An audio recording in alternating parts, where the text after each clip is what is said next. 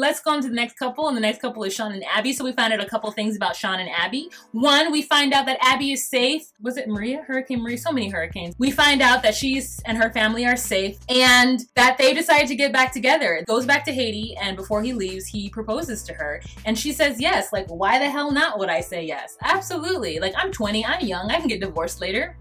So Sean Robinson is having the conversation with Sean and Abby. We find out that not only is Abby in the Dominican Republic right now during this video chat, but she's also in Chris's condo. Now, the backstory with that. It turns out that how Chris and Abby met is that Chris was in a relationship, right? I'm assuming with his wife. He wanted to have a girl in the Dominican Republic. Abby realizes that Chris is not gonna leave his wife. So she starts to chat with Sean. And I'm sure Chris is probably relieved because, like, whatever, she can have other boyfriends. Like, I'll just use her when I can.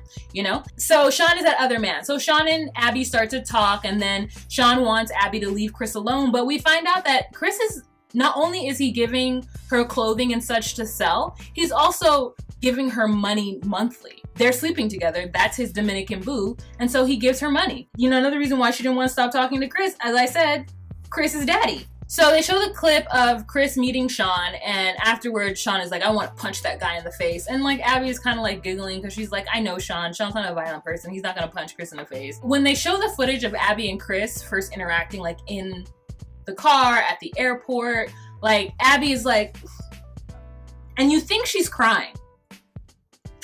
I'm sorry, Sean. Like, she's laughing.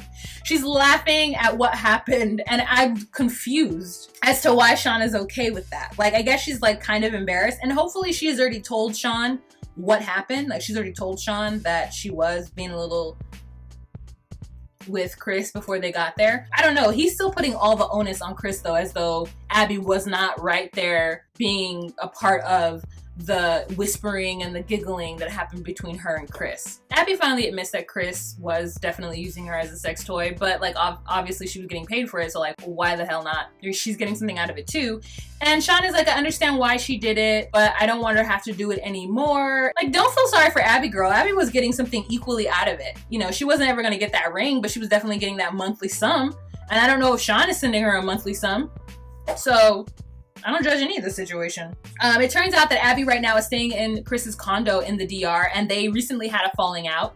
She says that she hasn't taken money from Chris in a couple months. Who says I believe that? I don't. And she's gonna move out of Chris's apartment in 2 weeks or 2 months. She's gonna move out of Chris's apartment in January. I'm not sure like why that long, but maybe she doesn't have any place to go until then, because they just had a falling out. I guess Abby broke some kind of promise to Chris, and then he went and changed the Netflix password on her. So when she called him out and asked him like, hey, did you change the password? He responds with like, yes, because you've broken your promises to me, and if you think I'm gonna continue to give you money and give clothes to you, you're out of your mind. So now Sean has to be full-time daddy, and I hope he's financially prepared for that.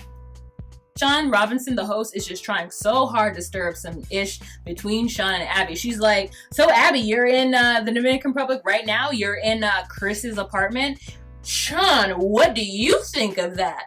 He's like, I would rather her not be there, but when it comes to them getting the K1 visa, Sean says that they're not looking to get the K1 visa just yet. They're still gonna grow in their relationship. I'm assuming he's either planning to move out to the DR or he's just gonna do it back and forth. I'm not sure what they're gonna do, but they're gonna work something out. So now we go to Jenny and Larry.